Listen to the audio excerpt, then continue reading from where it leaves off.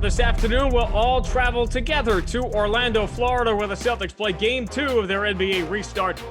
We're not playing the ninth place Portland team. We're playing the Western Conference finalists from last year. But we're going to have to play well today to win.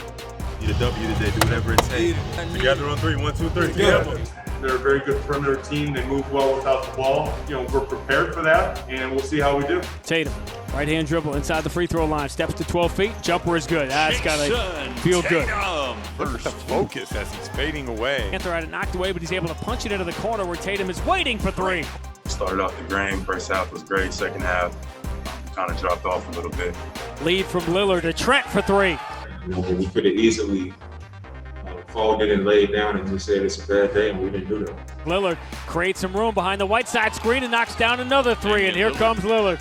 We just got to fight. If we fight, I like our chances against anybody.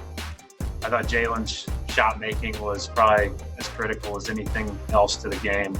Tatum for Jaylen Brown. He is wide open, straightaway three, money. 3 points. Tatum, pull up three-pointer, puts it in. They made a lot of tough shots.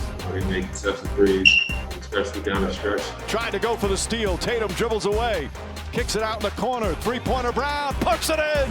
Jaylen Brown from downtown. And they can take our team to different heights when they playing basketball on this kind of level. We wouldn't have been able to sleep good at night knowing the Celtics fan base and how they would have felt if we would have lost 2 straight games. So we had to do whatever we had to do to win.